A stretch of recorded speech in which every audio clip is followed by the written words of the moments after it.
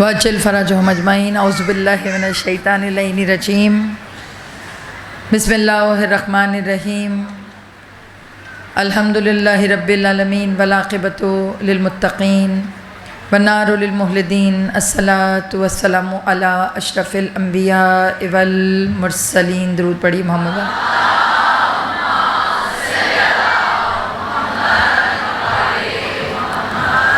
خیر المبشرین والمنذرین نبی المذنبین نبینا ابی القاسم محمد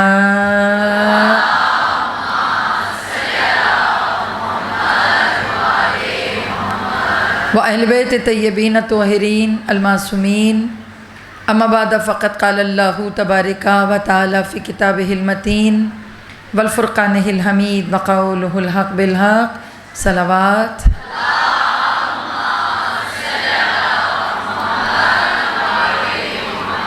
دعاؤں کی قبولیت کے لیے، مجلس کی قبولیت کے لیے، امام کے ظہور میں تعجیل کے لیے ایک مرتبہ بآواز بلند صلوات۔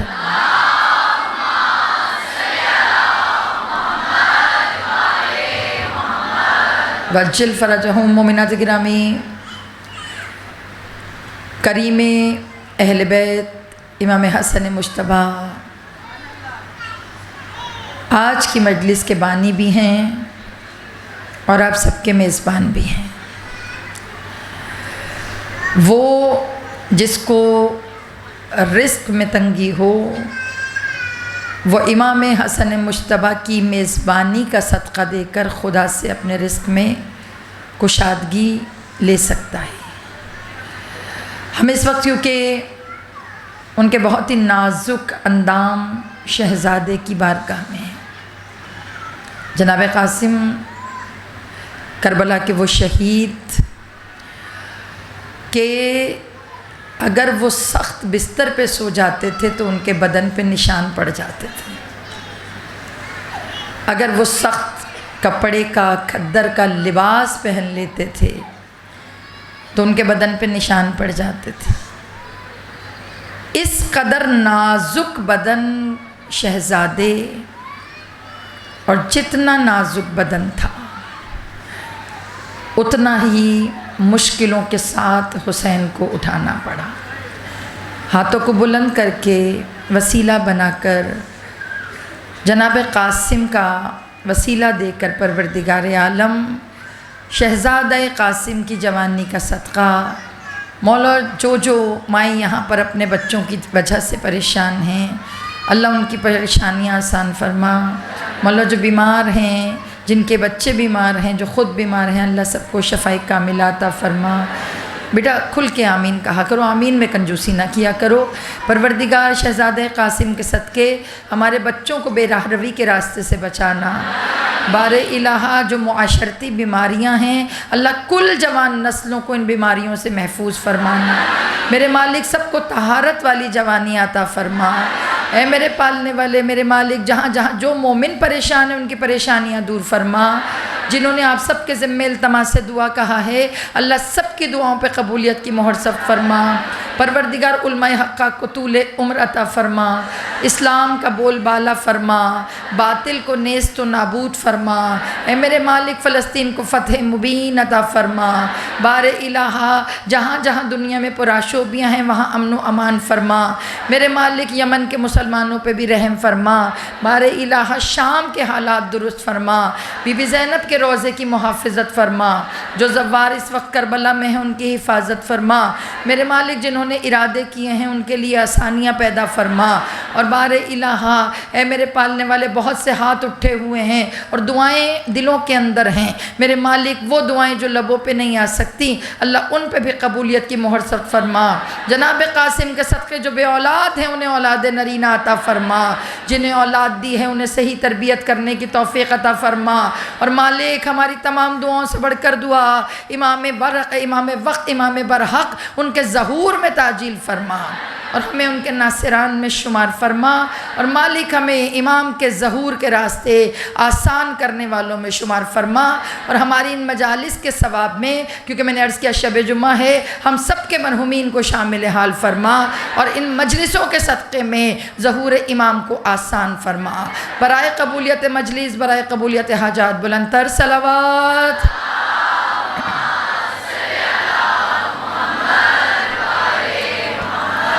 وعجل فرج۔ مومنات گرامی، ہم سب مقصد امام حسین اور آج کے جو حالات ہیں ہم اس پر گفتگو کر رہے ہیں۔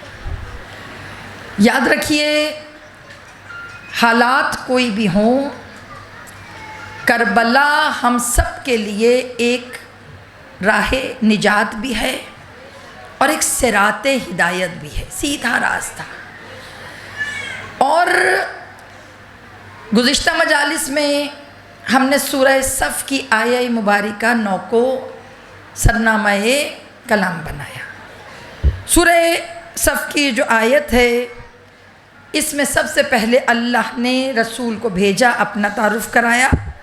کیا کہہ رہے ہو؟ والذی ارسل رسولہ، وہ اللہ جس نے رسول بھیجا بالہدا، ساتھ ہدایت کے، ودین الحق، اور حق والے سچے دین کے ساتھ۔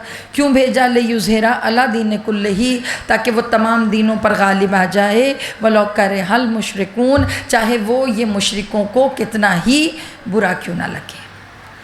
اگر فضائلوں کے حوالے سے دیکھا جائے تو آج میری آپ کے ساتھ سیکنڈ لاسٹ گفتگو ہے۔ 7 محرم ہے، کل 8 ہے، اور آپ کو پتہ ہے کہ 8 محرم کو ہم اپنے موضوع کا اختتام کرتے ہیں۔ مسلسل گفتگو کرتے ہوئے میں بغیر آپ کا وقت ضائع کیے بات کرتی ہوں۔ میں اس لیے آپ سے کہتی ہوں کیونکہ پوائنٹس آپ کے ذہنوں میں رہنے چاہیے۔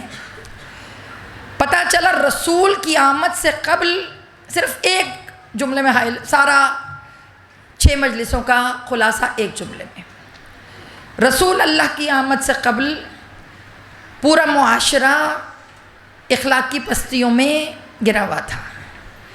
اندازہ کیسے ہوا؟ رشتوں کا تقدس نہیں تھا، بیٹیوں کو زندہ درگور کیا جاتا تھا، خدا کے بجائے مختلف خداؤں کی عبادت کی جاتی تھی۔ سمجھ آ گیا؟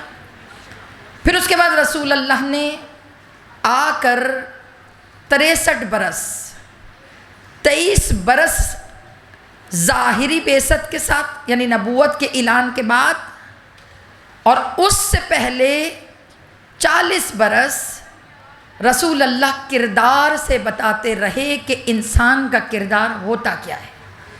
سمجھ آ گیا؟ اب جب رسول اللہ دنیا سے پردہ فرما گئے تو انسان وہاں پہ تھا جہاں اخلاق کی بلندیاں تھیں، اور رسول اللہ نے اس پہ لوگوں کو کہا بھی کہ تم لوگ گواہ رہنا، میں نے تمہیں اخلاق کی پستیوں سے نکال کر قرب الہیہ عطا کیا۔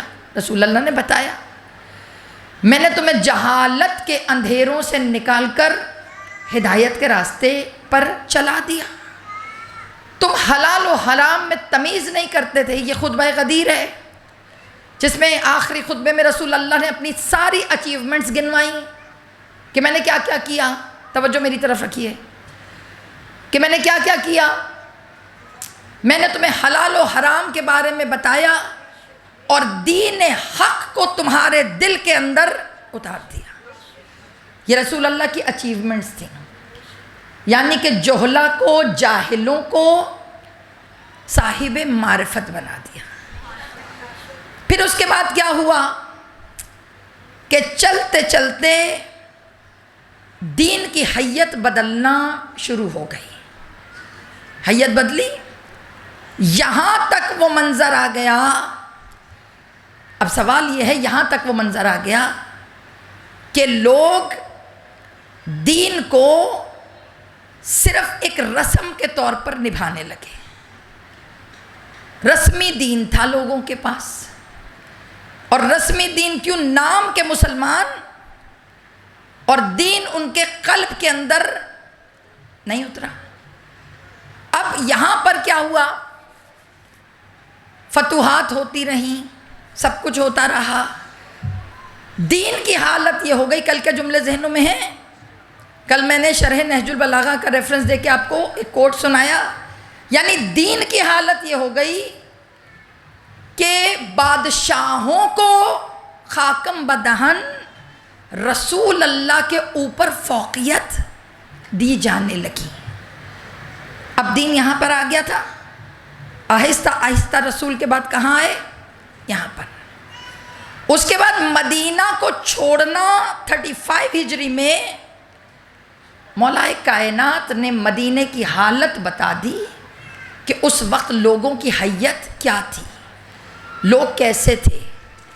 ایسا ہو گیا تھا مدینہ کہ مولا کائنات کو مدینہ چھوڑ کر کوفہ جانا پڑا، اور کوفہ بھی جب مولا گئے تو مولا نے کہا یہ نہ سوچو کہ سارا کوفہ ہمارے محبوں سے بھرا ہوا ہے، اس میں بھی 3 طرح کے مومن ہیں، اس میں بھی 3 طرح کے شیعہ ہیں، اور کمال یہ ہے کہ مولا نے تینوں کو شیعہ ہی کہا ہے، مولا نے تینوں کو شیعہ کہا، 3 طرح کے شیعہ۔ کل ہم نے پہلی صنف پہ بات، اب ہم آگے چلیں گے اور جلدی سے میں پھر امام حسین پہ آؤں گے، اور کل کا پورا دن ہم انشاءاللہ تعالی امام حسین کی اسٹریٹجی اور امام نے کیا کیا، یہ ابھی میں باخدا ابھی تمہیں امام حسین کی جو تربیت گاہ تھی اس پہ تو میں پہنچی نہیں، میں خود اقرار کری ہوں۔ اگر آپ مجھے کہیں نا کہ اس پہ ایک اور اشرا پڑھو، میں ایک اور پڑھ سکتی ہوں، ابھی تو میں صرف بیک گراؤنڈ سنا رہی تھی آپ کو۔ اور کیا کروں، اتنا تیزی سے وقت گزرتا ہے کہ ہمیں لگا کہ ابھی ہم نے، حالانکہ اگر اوورآل آپ کاؤنٹ کیجئے تو 8 گھنٹے تو ہو گئے نا ہمیں اسی موضوع پہ بات کرتے ہوئے، مگر مجھ سے پوچھے تو مجھے لگتا ہے میں نے 0 پڑھا، کچھ نہیں۔ ابھی تو صرف آپ کے لیے میں نے ہوم گراؤنڈ پیچھے سے بیک تیار کی تھی کہ مولا حسین کے دور میں دین کہاں کھڑا تھا کہ مولا حسین نے اتنا بولڈ اسٹیپ لیا۔ بیٹا یہ بہت بڑا اسٹیپ تھا، تلواروں آؤ، تبر آؤ، تیر آؤ، اگر تمہارے چلنے سے میرے بدن پر دین بچ سکتا ہے تو میں حسین ابن علی دین کو بچانے کے لیے اپنا ایک قطرہ خون بھی بہا سکتا ہوں۔ یہ مولا حسین کا جملہ ہے۔ اب میری جو بیٹیاں بیٹھی ہو، پہلی قسم کے شیعہ جو مولا کائنات نے کہا وہ طبقۃ الاعلیٰ ہیں، اعلیٰ قسم کے شیعہ۔ اعلیٰ قسم کے شیعوں کی پہچان کیا ہے؟ کہ اعلیٰ قسم کے شیعہ دل سے بھی ہم سے محبت کرتے ہیں، یعنی کہ سرن و علانیہ، وہ چھپا کر اندر سے بھی ہمارے ہیں اور وہ باہر سے بھی ہمارے ہیں۔ اگر تمہیں انہیں ڈھونڈنا پڑ جائے پھر تم دیکھو کہ وہ کون سے ہیں، تو تمہیں جہاں ہمارا شیعہ اکیلا نظر آئے، جہاں وہ مجروح نظر آئے، جہاں سارا زمانہ اس کا دشمن نظر آئے، تو سمجھ لینا یہ پہلی قسم کی کیٹیگری ہے، اور کوشش کرو تم کہ تم اس پہلی کیٹیگری میں شامل ہو جاؤ، کیونکہ ان کے لیے گارنٹی ہے کہ صرف وہ ہم سے محبت نہیں کرتے، ہم بھی ان سے محبت کرتے ہیں۔ بیٹا کسی کو اگر اہل بیت کہہ دیں کہ ہم بھی تم سے محبت کرتے ہیں تو میری جان اس کے لیے اس سے بڑی سند اور کوئی نہیں ہے۔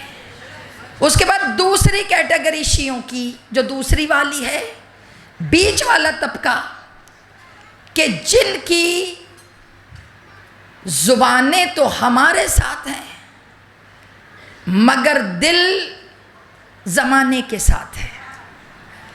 میں کیوں شیعوں کی کیٹیگری بتا رہی ہوں، نشانیاں میں بتاؤں گی، جج آپ نے کرنا ہے کہ ہم کون سی کیٹیگری میں فال کر رہے ہیں۔ جن کی زبانیں ہائے میں قربان مولا، جن کی زبانیں کہ مولا مجھے حکم دے کرنا کیا ہے، معذرت چاہ رہی ہوں میرا بیٹا، یاد رکھنا یہ جو دین ہے نا یہ مذاق نہیں ہے، یہ ایک آخر الزمانہ میں تم اپنی آنکھوں سے دیکھو گے کہ سارے دین مٹے ہوئے ہوں گے، اور جو دین مٹیں گے ان کے سر پہ جو دین کا تاج ہوگا وہ دین محمدی ہوگا، اور اس تاج پہ جو نگینہ لگا ہوگا وہ حسین ابن علی ہوگا کہ جنہوں نے دین کو لہو سے سینچ کر یہاں تک پہنچا دیا۔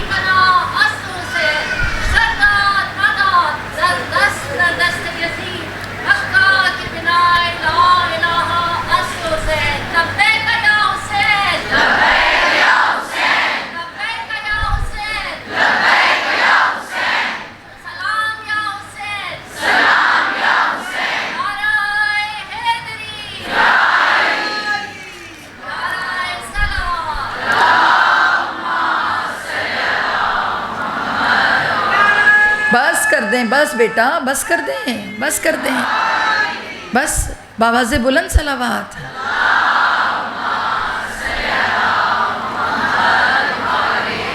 کیا ہو جاتا ہے آپ لوگوں کو؟ کمپٹیشن تھوڑی چل رہا ہے، مقابلہ تو نہیں ہے نا کہ اس نے لگایا تو میں بھی لگاؤں، تو پھر میرے بعد وہ بھی لگائے، میں کیوں چپ بیٹھی ہوں؟ کیا ہو جاتا ہے؟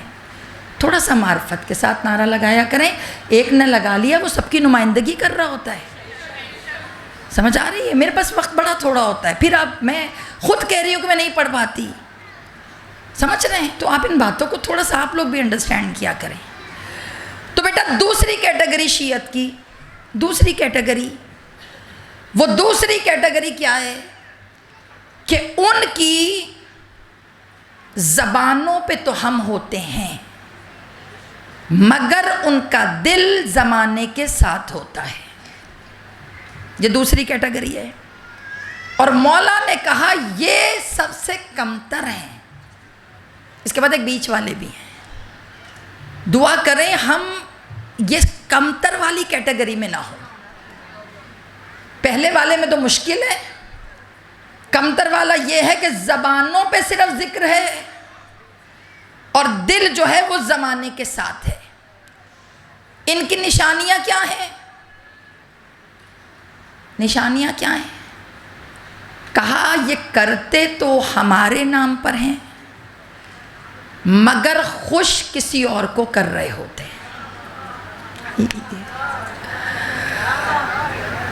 بخدا کیا درد ہے علی کا، سوچے تو صحیح، یعنی کہ مولا کے نام پہ کر کر اور مولا کا نہ ہو تو کتنا دکھی والا مرحلہ ہے۔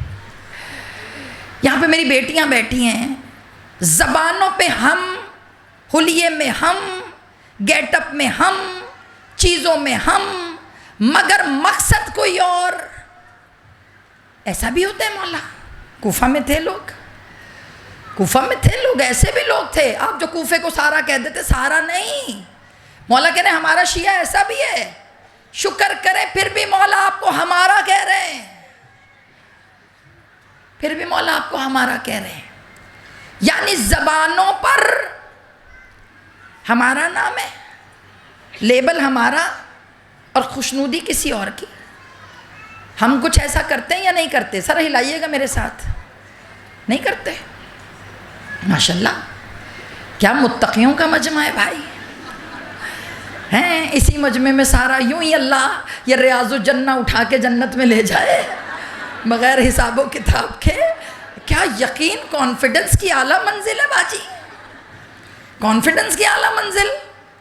پتہ کیا، دیکھیں میں جلدی سے لے جاؤں، میرا موضوع نہیں ہے لیکن اب کانفیڈنس آ گیا تو میں آپ کو بتا دوں۔ جناب موسیٰ کا دور تھا، اب یہ خود ہی آ گیا، میرا باخدا قصور نہیں ہے، 2 منٹ لگاؤں گی، آپ کو پتہ واقعات نہیں سناتی میں، کیونکہ مجھے لگتا ہے کہ واقعات سنا کے آپ کا وقت جو ہے وہ ضائع ہوتا ہے کہ جلدی. جناب موسیٰ کا دور تھا. جناب موسیٰ گزر رہے تھے. ایک نابینا لیٹا ہوا تھا, اور جب وہ لیٹا ہوا تھا تو دیکھا کہ اس کے سینے کے اوپر کچھ پرندے ہیں جو اس کو کھانا کھلا رہے ہیں. موسیٰ نبی اللہ, صاحب برگزیدہ نبی, صاحب شریعت, صاحب کتاب, عام نبی نہیں, چھوٹے والے نہیں, بڑے والے. اب جو انہوں نے پرندے کو کھانا کھلاتے ہوئے دیکھا سینے پہ بیٹھ کر, تو قریب جا کے دیکھا تو انہیں اندازہ ہو گیا پرندے نہیں ہیں, فرشتے ہیں جو کہ پرندوں کی حیت میں کھانا کھلا رہے ہیں. جناب موسیٰ کو پتہ چل گیا بندہ کوئی کام کا ہے, ورنہ فرشتے کہاں سے آ کے کسی کی عبادت کریں, کیا کریں. جناب موسیٰ نے آ کے سلام کیا. میں بہت فارورڈ اسپیڈ پہ بات کر رہی ہوں. جناب موسیٰ نے آ کے سلام کیا, السلام علیکم. بات ہوئی, پوچھا آپ کون؟ میں اللہ کا بندہ. سیدھا سا وہ جو لیٹے تھے انہوں نے کہہ دیا. کہا آپ کون؟ ان کا میں موسیٰ. کہا موسیٰ میرے پاس؟ کہاں؟ کہا موسیٰ ذرا جاؤ, اب ذرا دیکھیے اللہ کہاں سے جا کے پکڑ کرتا ہے, یہ سنیے. کہا موسیٰ کدھر جانے کا تور؟ کہا موسیٰ میرا بھی ایک کام کر دیں. کہا کیا؟ کہا موسیٰ اللہ سے ذرا پوچھ لیجئے گا, اللہ سے پوچھے گا جنت میں میرا ساتھی کون ہے. وہ والا واقعہ تو سنا ہوا, یہ وہ واقعہ نہیں ہے جس میں جناب موسیٰ کو ان کا ساتھی دکھا تھا قصاب والا, وہ آپ سب کو آتا ہے اس لیے میں سنا نہیں رہی. اب جو کہا موسیٰ اللہ سے پوچھے گا جنت میں میرا ساتھی کون ہے. کانفیڈنس چیک کریں آپ والا ہے, کانفیڈنس چیک کریں کہ موسیٰ جنت میں میرا ساتھی کون ہے. بھائی پوچھنا یہ چاہیے تھا موسیٰ اللہ سے پوچھنا میں جنت میں جاؤں گا کہ نہیں, مگر یہ والا کانفیڈنس تو نہیں, پکا یقین ہے ہوں تو میں پکا جنتی ہیں. اور اس کے بعد بس یہ پوچھنا ہے کہ موسیٰ اللہ سے پوچھو جنت میں میرا ہمسایہ کون ہوگا. موسیٰ بھی حیران, فرشتے کھانا کھلا رہے ہیں, نابینا ہے, عبادت گزار ہے, کچھ تو ایسا کیا ہوگا جس پہ اس کو یقین ہے, کچھ تو ایسا کیا ہوگا, کچھ تو کیا ہوگا جس پہ آپ سب کو یقین ہے, کچھ تو ایسا کیا ہوگا. جناب موسیٰ نے کہا کچھ تو ایسا کیا ہوگا. موسیٰ بھی چلے گئے بغیر تقریر کیے. موسیٰ چلے گئے کوہ دور پہ. اللہ وہ تیرا ایک بندہ, اللہ وہ پوچھا جنت میں میرا ساتھی کون ہوگا. اللہ کی آواز ہے, خیر ہے ہیں, خیر ہے, کیا مطلب فیصلہ خود ہی آپو آپ ہی. اللہ کی آواز ہے, موسیٰ کیا پوچھ رہے وہ؟ کہا وہ پوچھا جنت میرا ساتھی کون ہوگا. کہ اللہ تو نے فرشتے بھیجے ہوئے ہیں, وہ اس کو کھانا کھلا رہے ہیں. اللہ نے کہا وہ فرشتے, وہ تو اس کی عبادت کا صلہ ہے, وہ میری عبادت کر رہا ہے, میں اس کو صلہ دے رہا ہوں. وہ میرا عبد ہے, میں اس کا معبود ہوں, میں عبادتیں تھوڑی ضائع کرتا ہوں. اب جنت تو معاملہ اس کے عمل کا ہے, وہ میرا معاملہ اس کے ساتھ سیدھا ہو گیا. میں نے عبادت کر دی, فرشتے بھیج دیے, بیچ اپ برابر. کہ وہ پوچھ رہے جنت میں کیا ہے, کون ہے ساتھی. کہ موسیٰ سیدھا سیدھا اس کو جا کے بتاؤ کیڑی جنت ہیں. وہ آپ جیسے وہ کہتے ہیں نا کون سی دے گے. اللہ نے بھی پوچھا کون سی جنت. اب جب پوچھا کون سی جنت, کیڑی جنت, جناب موسیٰ نے کہا کیا مطلب اللہ. کہ اس سے جا کے پوچھ جو اتنا کانفیڈنٹ ہے کس چیز پہ ہے. اب سنیں تو صحیح اللہ تعالیٰ نے کیا کلاس لی اس کی. اب موسیٰ آئے, اب جناب موسیٰ کا وہ نہیں, کیا کہتے ہیں اس کو, بتانے کا وہ جو ہوتا ہے, ہاں حوصلہ ہی نہیں پڑ رہا, کریج نہیں آ رہی ان کے اندر کہ میں کیسے بتاؤں. اتنا کانفیڈنٹ کہ ہائے میں تو بس اس نے کہ میں تو میں ہی ہاں. انہوں نے کہا حضرت موسیٰ نے کہا کہ گزرے وہ خوشبو سے پہچان. موسیٰ آ گئے. کہاں؟ کہ اللہ سے پوچھا کہ میرا ساتھی جنت میں کون ہے. جب یہ کہا نا اللہ سے پوچھا میرا ساتھی جنت میں کون ہے, پہلے تو موسیٰ چپ رہے. پھر جناب موسیٰ نے کہا میں تو نبی ہوں, میرا کام تو میسیج پہنچانا ہے. اب یہ بندہ جانے اور اللہ جانے, میں تو اس کو سیدھا سیدھا بتاؤں گا جو اللہ نے کہا. اللہ نے میری ذمہ داری نہیں لگائی کہ میں جو ہے وہ شوگر کوٹڈ کر کے بتاؤں. کہ میں تو سیدھا سیدھا کہ لو بھائی تم تو جنت پوچھ رہے تھے, ساتھی کون ہے. اللہ نے کہا اپنی فکر کرو, تم تو جنت میں نہیں جا رہے. جب کہا نا جنت میں نہیں جا رہے, تو اس نے کہا خدا ایسے کیسے کر سکتا ہے. میں نے تو کبھی اس کے ایک چیز میں کوتاہی نہیں کی. جب وہ عادل ہے تو وہ میری اتنی ساری عبادتیں رائے گا. کہ مجھے اپنے اللہ پہ بڑا یقین ہے, رائے گا نہیں کرے گا وہ. تو حضرت موسیٰ نے کہا تو بتا نا تو نے ایسا کیا کیا ہے. کہ لے میں نے تو خدا کے لیے اپنی بستی چھوڑ دی، یہ جنگل بیابان صحرا میں جو پڑا ہوں میں تو بستی چھوڑ کے آیا ہوں، کہ خدا کے لیے بستی کیا مطلب، کہ میری بستی میں جتنے لوگ تھے نا سب اللہ سے لابلد تھے، دین کی طرف ان کا دل ہی نہیں تھا، نماز میں تنہا کھڑا ہوتا تھا، الٹا وہ مجھے آ کے ورغلاتے تھے کہ تم یہ کرو، تم یوں کرو، تم یوں کرو، کہ مجھے لگا میں ان کے ساتھ رہوں گا تو زیادہ رہوں گا، یہ پوری بستی مجھے بھی اپنے جیسا کر لے گی، تو میں نے سوچا ان کو چھوڑو ان کے حال پر، میں جنگل بیابان میں آ گیا، اپنا معاملہ اللہ سے سیدھا کر لیا۔ جناب موسیٰ نے یہی سٹوری جا کر اللہ کو بتا دی، اللہ نے کہا موسیٰ اب تجھے سمجھ میں آیا کہ میں اس بندے کو جنت میں کیوں نہیں بھیج رہا، کہ جو خود سے تعلق رکھے، زمانے سے بے خبر رہے، اس کو چاہیے تھا اگر خود ہدایت کے راستے پہ ہے،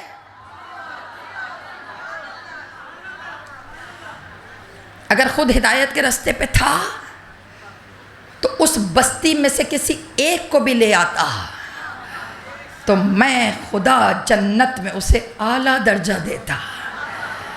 بیٹا یہ غدیر اتنا آسان نہیں ہے جسے ہضم کر کے بیٹھی ہوئی ہو، جملہ دے رہی ہوں، یہ علی ولی اللہ اتنا آسان نہیں ہے، یہ جو غدیر میں تم نے ہاتھ اٹھا کر عہد کر لیا نا کہ من کنت مولا فہذا علی مولا، تو یہ بھی ذمہ داری کا نام ہے، جب تک یہ ذمہ داری کم از کم کسی ایک کے سینے میں نہیں اتارو گے۔ اپنے بچوں کی بات نہیں کر رہی، ہمارے بچوں کی سینوں میں ہم نے تھوڑی اتارا ہے، ہمارے بچوں کا تو محافظ حسین کا یہ دسترخوان ہے، ہمارے بچوں کا محافظ تو یہ فرش عزا ہے، ہمارے بچوں کا محافظ تو علم حضرت عباس ہے، ہمارے بچوں کے سینوں میں محبت تبرک امام حسین ڈالتا ہے۔ سبیل کا پانی کچھ بنائے یا نہ بنائے مگر عاشق حضرت عباس بنا دیتا ہے۔ اپنے بچوں کی ٹینشن لو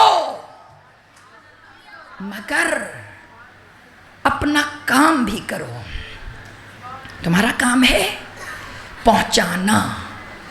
غدیر کا مقصد آگے سے آگے، بیٹا یہ جتنی بیٹیاں بیٹھی ہیں اگر کسی ایک کو بھی کنونس کر لیا، میں نہیں کہہ رہی پوری کلاس، پورا دفتر، پورا محلہ، پورا سب کوئی کنونس کر کے مولوی بن جاؤ، نا، ایک کو بھی ولایت سمجھا دی، پھر تم جانو اور علی جانے ہیں، تم جانو اور علی جانے، کچھ کرو تو صحیح۔ ان کی زبانوں پہ صرف ہم ہیں، دوسری کیٹیگری، ان کی زبانوں پہ صرف ہم ہیں مگر ان کے دل زمانے کے ساتھ ہیں۔ ان کی نشانی کیا ہے؟ ان کے وجود میں تو ہم نظر آتے ہیں مگر ان کے کرداروں میں ہم نہیں ہوتے۔ سمجھ آ رہا ہے؟ ٹف ہے بھائی، ٹف ہے، مشکل ہے۔ وجود میں تو ہم ہیں، لباس میں تو ہم ہیں، حرکتیں ہماری جیسی نہیں ہیں۔ مولا نے کہا اس کے بعد ان کی ایک نشانی، کل میں نے ڈھیر ساری نشانیاں بتائی تھی نا اعلیٰ کی، ابھی اینڈ والوں کی بھی سن لو۔ ان کی نشانی کیا ہے کہ ان کے وجود سے تو ہم نظر آتے ہیں مگر ان کے کرداروں میں ہم نہیں ہیں۔ اس کے بعد مولا نے اگلا جملہ کیا کہا؟ کہا وہ کام ہمارے نام پہ کرتے ہیں مگر خوشنودی کسی اور کی چاہتے ہیں، خوشنودی کسی اور کی، نام ہمارا۔ کتنا ناانصافی ہے بیٹا، یعنی کہ آپ امام کے نام پہ، میں مولا کے لیے کر رہی ہوں، میں مولا کے لیے کر رہی ہوں، میں ماشاءاللہ ماتم کر رہی ہوں، میں ماشاءاللہ مجلس کر رہی ہوں، لیبل تو مولا کا ہے۔ تو جب لیبل مولا کا ہے تو اس میں ہونا بھی وہی چاہیے کہ جو مولا چاہتے ہیں۔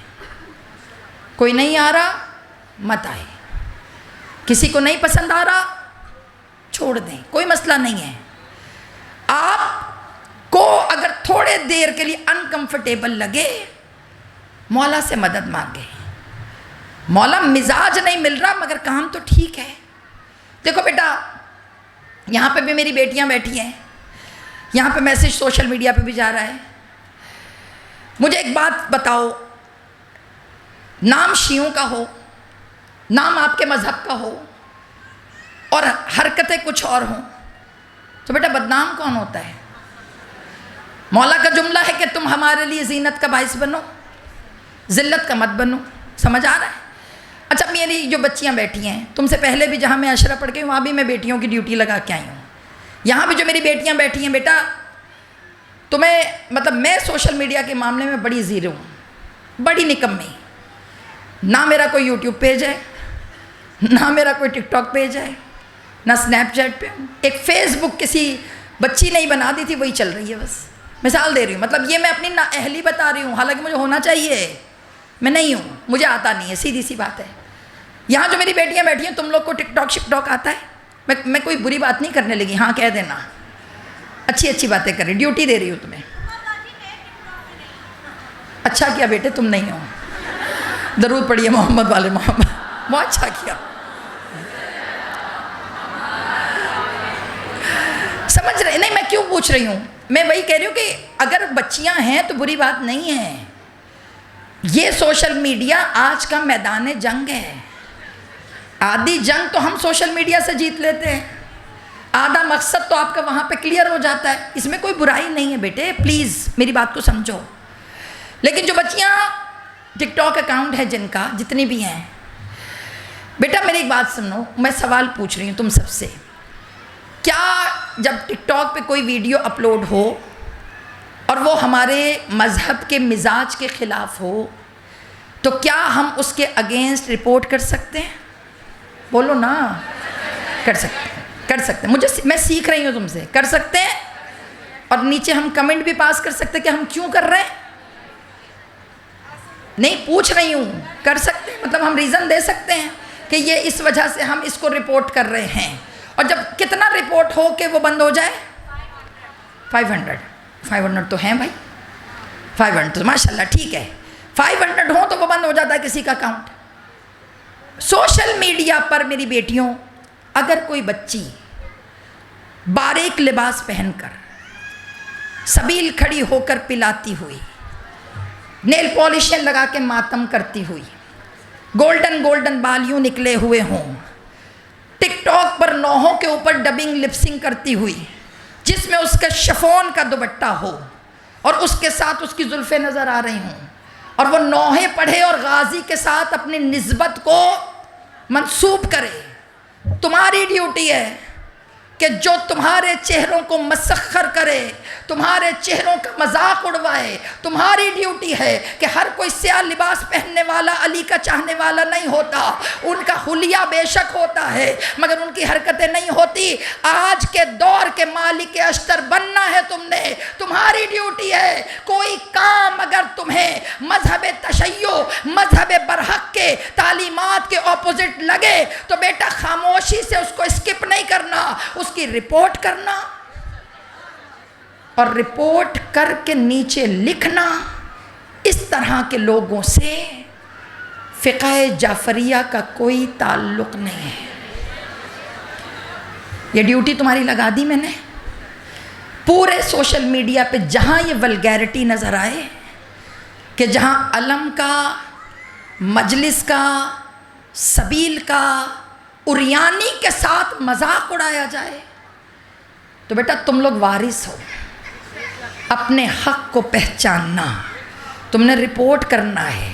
یہ کوئی مذاق نہیں ہے. محرم کسی سیزن کا نام نہیں ہے کہ فصلی بٹیرے اڑتے ہوئے آئیں اور محرم میں آ کر کالے کپڑے پہن کر اپنی پبلسٹیاں کریں. وہ یہ غم حسین ہے، کوئی ماڈلنگ کی جگہ نہیں ہے. یہ غم حسین ہے، کوئی بیوٹی کانسرٹ نہیں ہو رہا. اس کے تقدس کو پامال نہیں ہونے دینا. کرنا ہے تم نے، ٹھیک ہے، یہ تمہاری ڈیوٹی ہے. تیسری کیٹیگری آف شیعہ، تھک تو نہیں رہے؟ میں نے تھوڑا سا ٹیمپو چینج کیا ہوا اس دفعہ عشرے کا، اس لیے پریشان نہیں ہونا. عملی گفتگو ہے، عملی گفتگو، اس کو لے کے چلو. کیٹیگرائز کرنا ہے تم نے کہ ہم کون سے اس میں ہیں. تیسری کیٹیگری آف شیعہ، یہ شیعہ جو تیسری کیٹیگری کے ہیں یہ مستضعف ہوتے ہیں. مستضعف مین بیچارے.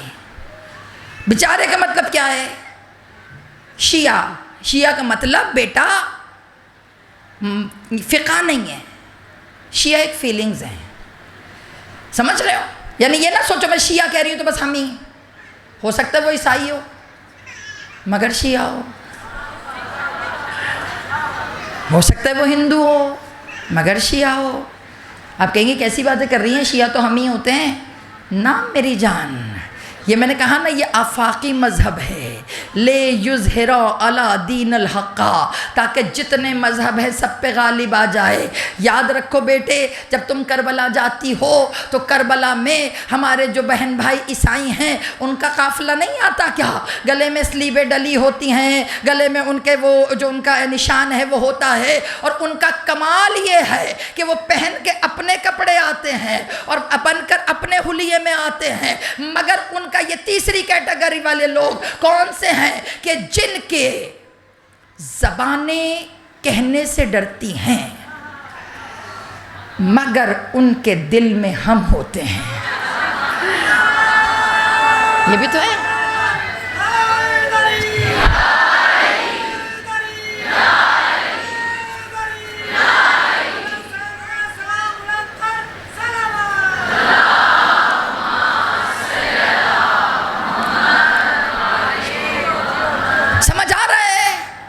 جن کی زبانیں اقرار کرنے سے ڈرتی ہیں مگر ان کے دل ہماری طرف ہوتے ہیں.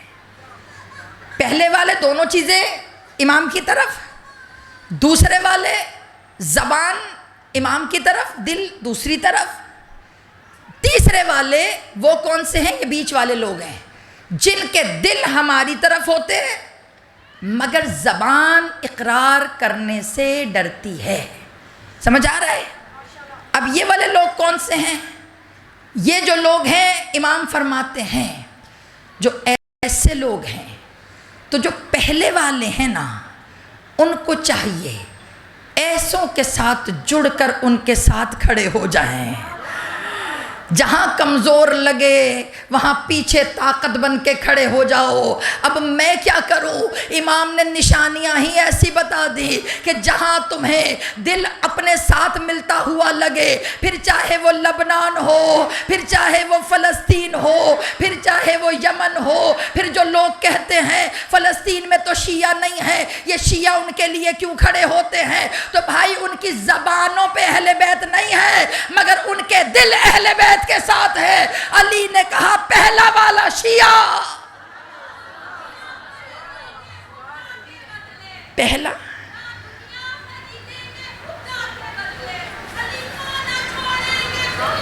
بے شک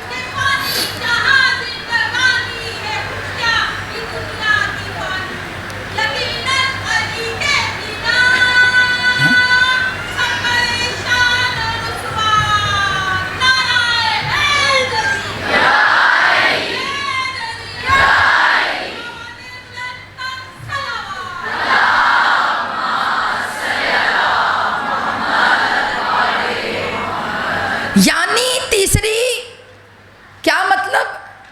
زبانیں اقرار نہیں کر پا رہی مگر دل ائمہ کے ساتھ ہیں. بیٹا بہت سی تمہاری اپنی فرینڈز بھی ایسی ہوتی ہیں جو تمہیں دیکھ کے امپریس ہو جاتی ہیں. یہ تو مانو گے کشش تو رکھتی ہے محبت حسین. ہاں محبت حسین میں بیوٹی میٹر نہیں کرتی قسم سے، کیسا بھی کلر ہو، کیسے بھی نین نقش ہو، مگر جب حسین کے نام کی چادر سر پہ آ جاتی ہے نا تو بچیوں کو وہ اسکارف بھی پیارا لگنے لگتا ہے. جو یونیورسٹی جاتی ہیں انہیں پتہ ہے، جو حجاب لے کے جاتی ہیں لوگ آپ کے حجاب سے امپریس ہو رہے ہوتے ہیں. یہ چادر یہ کہاں سے لی تم نے؟ یہ ایرانی چادر کہاں سے لائے ہو؟ یہ چادر اوڑھتے کیسے ہو؟ یہ پھنساتے کہاں ہو؟ بیٹا یہ سوال نہیں ہوتے، یہ ان کے اندر کی ایڈمائریشن ہوتی ہے کہ تمہیں حسین نے اتنا پیارا بنا دیا، ہم بھی جڑ کر اتنے پیارے ہو سکتے ہیں. تو بیٹا اس میں کام آپ کا ہے جس کے دل میں اہل بیت ہوں ان کی زبانوں تک لانے میں مدد کرنا آپ کا کام ہے. اچھا مولا سے بھی پوچھ لیں، مولا انہیں کیا کرنا چاہیے؟ بیچارے کمزور ہیں تو کیا کریں؟ مولا نے کہا پھر وہ آسان سا کام کریں. کہا اگر وہ زبان سے نہیں کہہ سکتے ہم شیعہ ہیں تو پھر وہ عمل سے بتائیں، وہ نمازیں پڑھ لیں، وہ روزے رکھیں، ان کا لباس ہمارے مطابق ہو، ان کا لہجہ ہمارے مطابق ہو۔ کہا پھر ہمارا کام ہے، پھر وہ کہیں نہ کہیں، ہم محبت کو خود ہی ظاہر کر دیں گے۔ پتہ چلا عمل ساتھ ہوگا۔ اہل بیت آپ سے کیا چاہتے ہیں؟ بیٹا تینوں کیٹیگریاں میں نے بتا دیں، اب ترازو میں تولیے، جانو اب تو مخلص ہو جائیں، اب تو تھوڑا سا حقیقت کی طرف آ جائیں، نکل آئیں فینٹیسی ورلڈ سے، نکلیں ادھر ادھر کی باتوں سے۔ وہ تو اس نے تو یہ پڑھا تھا، آپ کی عقل میں تو نہیں آیا نا۔ تو جب عقل میں نہیں آیا تو کیوں باجی؟ کس لیے؟ کون سی مجبوری ہے آپ کو؟ کون سی مجبوری ہے؟ قطع رحمی کو نہیں کہہ رہی، سمجھانے کو کہہ رہی ہوں۔ مقصد کلیئر ہونا چاہیے، مقصد کلیئر ہونا چاہیے۔ اور امام حسین نے سب سے پہلے کیا کیا؟ مقصد کلیئر کیا۔ بیٹا کربلا میں جو تھا اس کا فوکس بہت سیدھا تھا، فوکس سیدھا تھا۔ ہر عمر کا کربلا میں شہید نظر آ رہا ہے۔ آج جس شہید کی باری ہے عمر بہت زیادہ نہیں ہے، 13 سال۔ جن کے گھر میں 13 سال کے بچے ہیں، آج گھر جا کر انہیں 2 رکعت نماز پڑھ کر جناب قاسم کی ضامنی میں دے دیجیے گا۔ ہمارے ہاں 13 سال کے بچے کو پتہ ہی نہیں کرنا کیا ہے، اور وہاں امام حسن مجتبیٰ کا شہزادہ، بڑے غریب امام ہیں یہ، حسن مجتبیٰ بڑے غریب امام ہیں۔ عزادارو جانتے ہیں کربلا میں جناب قاسم کی بہن بھی تھی، پتہ ہے آپ کو؟ ہم نے ہمیشہ حسین کی بہن کا حسین کے لاشے سے بچھڑنا پڑھا۔ کبھی سوچا جب جناب قاسم کی بہن نے بھائی کا لاشا دیکھا ہوگا؟ سب کے شاندار سے تابوت نکلتے ہیں، مگر آج آپ امام حسین کی مدد کرنے آئے ہیں۔ آج ہم تابوت اٹھانے نہیں آئے، 2 منٹ کا پرسہ۔ میری جو بیٹیاں بیٹھی ہیں بیٹا، آج ماں کے ارمانوں کا پرسہ دینا ہے، امام حسین کی مدد کرنی ہے۔ بیٹا سب سے مشکل جنازہ ہے کربلا کا۔ مشکل کیوں؟ کیونکہ سب کے سخت جملہ بولنے لگی ہوں، سب کے جنازے امام حسین نے اٹھائے ہیں، قاسم کا جنازہ اکٹھا کیا ہے۔ مائیں پہنچ گئیں اس جگہ پر۔ بیٹا آج ایک بیوہ ماں کے آسرے کا پرسہ، آج ایک ایسی ماں کا پرسہ۔ بیٹا دیکھو جناب لیلا کے حضرت علی اکبر گئے نا، شہید ہوئے حضرت علی اکبر۔ ایک سوال پوچھ رہی ہوں آپ سے، تو بیٹا جب امام حسین اکبر کا لاشا لائے بہت روئیں جناب لیلا، مگر بیٹا جناب لیلا کو سنبھالنے کے لیے حسین تو تھے نا، چاہے تھوڑی دیر کے لیے حسین نے سنبھالا تو تھا نا، جناب زینب تو تھی نا، ایک دوسرے کو سب سنبھال رہے تھے نا۔ مگر جناب ام فروا جب قاسم کا لاشا آیا، عزادار ام فروا، عزادارن امام تنہا اکیلی حسن مجتبیٰ کی طرف منہ کیا، اے حسن مجتبیٰ آج میرا آخری سہارا بھی چلا گیا۔ نازک اندام شہزادہ کربلا کا، سوچا آپ نے جناب فاطمہ بنت حسن، چوتھے امام کی زوجہ، امام محمد باقر کی والدہ، جب ان کے سامنے گٹھری رکھی ہوگی تو میں کہوں گی آقا زادی زینب آپ نے تو بھائی کا لاشا ٹکڑوں میں دیکھا مگر وہ پتھروں میں ڈھکا ہوا تھا۔ آقا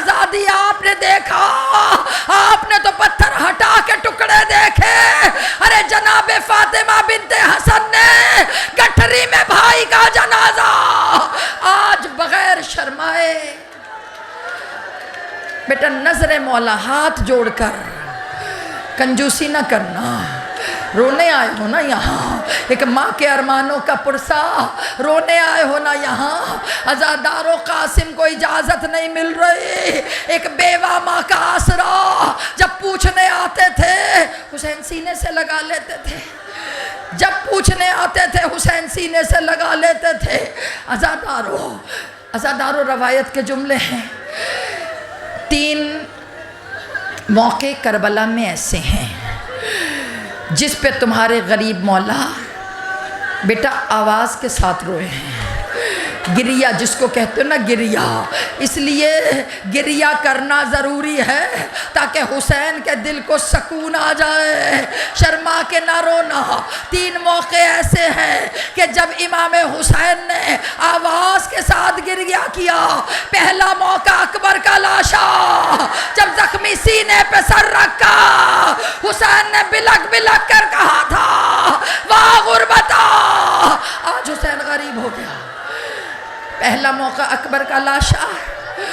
بیٹا دوسرا جہاں پہ حسین سے ضبط نہیں ہوا، مولا حسین جیسے صابر گریہ کر رہے تھے، وہ دوسرا موقع کون سا کہ جب حسین نے 2 کٹے ہوئے بازو دیکھے، عزاداروں وہ بازو اٹھائے، بازو اٹھا کر حسین نے کٹے ہوئے بازوؤں کو چوما، اور راوی کہتا ہے اتنی بلند آواز تھی کہ فوج اشقیا مسکرا کے دیکھ رہی تھی، حسین کیوں رو رہے ہیں، مولا حسین کیوں رو رہے ہیں، مولا حسین کیوں رو رہے ہیں۔ اور تیسرا موقع کون سا؟ بیٹا 2 مرتبہ حسین لاشوں پہ روئے ہیں، 1 مرتبہ حسین زندہ کو گلے سے لگا کر، اور جانتے وہ موقع کون سا تھا؟ جب جناب قاسم کے ہاتھ سے تعویذ کھلا، اس میں لکھا تھا انا للہ و انا الیہ راجعون۔ حسین نے قاسم کو سینے سے لگایا، گریہ کیا، اے میرے حسن کی نشانی۔ بیٹا جب مجھے بھائی یاد آتا تھا، بیٹا میں تمہیں دیکھ لیتا تھا، بیٹا جب مجھے حسن کی خوشبو سونگھنی ہوتی تھی، بیٹا میں تمہیں دیکھ لیتا تھا۔ بیٹا اب بھائی نے کہہ دیا الوداع، قاسم جاؤ۔ عزادارو بچے گھوڑوں پہ خود بیٹھتے ہیں نا، مگر جناب قاسم کے سن کا اندازہ لگا لیجئے۔ عباس نے گود میں اٹھا کر قاسم کو گھوڑے پر بٹھایا، قاسم کی ماں خیمے سے دیکھتی رہی، خدا سب کے سہاگ سلامت رکھے، مگر اس جملے پہ وہ مائیں پرسا دے جنہوں نے بڑی ریاضتوں سے بچے پالے ہیں، جن کے سروں سے سہاگ اجڑ جائے، وہ ماں بڑی غریب ہوتی ہے۔ عزادارو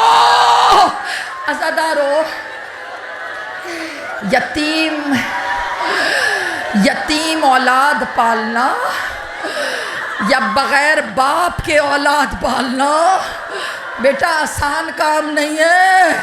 ایک جملہ ہاتھوں کو جوڑ کر کہوں، یتیم مانگتا نہیں ہے، یتیم خواہش نہیں کرتا، یتیم اپنے والدین سے ناراض نہیں ہوتا، یتیم ضد نہیں کرتا۔ کس پہ ضد کرے وہ؟ جس کے گلے میں باہیں ڈال کر ضدیں پوری ہو، جس کے گلے میں باہیں ڈال کر مان سے مانگ لیتی ہو نا بیٹا، وہ باپ ہوتا ہے باپ، جس کا باپ 2.5 سال کی عمر میں مر جائے۔ آج اس یتیم کا پرسا۔ عزادارو چلے، اجرکم اللہ، یہی حق ہے، یہی حق ہے حسن کے یتیم کو رونے کا۔ میں نے کہا نا مائیں پرسا دے، آج ایک یتیم بیٹے کا پرسا۔ شرما کے نہیں چلے گئے، جناب قاسم چلے گئے۔ آپ کو سمجھ آتا ہے رکابے گھوڑے میں، پاؤں رکابوں میں نہ ہونا تو بیٹا بیلنس نہیں ہوتا۔ قاسم کے پاؤں رکاب میں نہیں آ رہے تھے، گھوڑا دوڑاتے رہے، بڑی جنگ لڑی تمہارے شہزادے نے۔ ابن ارزق کے 4 بیٹے، شامی پہلوان تھا نا، اکیلے مارے، پھر شامی پہلوان آ گیا، اس کو تنہا مارا۔ جب لوگوں نے کہا یہ 13 سال کا بچہ، تو جانتے عمر ابن سعد نے کیا کہا؟ کہا اسے بچہ نہ کہو، یہ حیدر کرار کا پوتا ہے۔ کہا پھر کیا کریں؟ کہا 1.5 لاکھ مل کے مارو۔ عزاداروں پورا دستہ آ گیا، سوچو گھوڑوں کا جتھا، تنہا نازک شہزادہ، عزادارہ نے امام مل کے مارو۔ سب نے مل کے مارنا شروع کیا، کہیں سے تیر، کہیں سے نیزے۔ اب ایک جملہ دے رہی ہوں، گھوڑے پہ سنبھل رہے ہیں قاسم۔ یہاں جتنی میری مائیں بیٹھی ہیں، سوال پوچھوں آپ سے، یہ بتائیے کربلا میں جب کوئی گھوڑے سے گرتا تھا تو کس کو آواز دیتا تھا؟ کس کو دیتا تھا؟ کربلا میں جب کوئی گھوڑے سے گرتا تھا نا تو کہتے تھے آقا ادرکنی، کوئی کہتا تھا مولا ادرکنی، کوئی کہتا تھا مامو ادرکنی۔ مگر یہاں مائیں بہتر سمجھیں گی اور اس جملے پہ ماتم بھی مائیں کریں گی۔ آپ جانتی ہیں جیسے ہی قاسم کے سر پہ گرز لگانا، قاسم گھوڑے سے زمین پہ گرے، کربلا میں پتہ کیا آواز آئی؟ اماں لاڈلا گر گیا۔ عباس نے کمر پہ ہاتھ رکھا، عزادارہ نے ایمان، گھوڑوں نے دوڑنا شروع کیا، لاشا پاما، حسین آواز دیتے رہے، قاسم آواز دو، قاسم آواز دو۔ لاشا گٹھری میں اٹھا کر ماتم کر کے کہو ہائے قاسم۔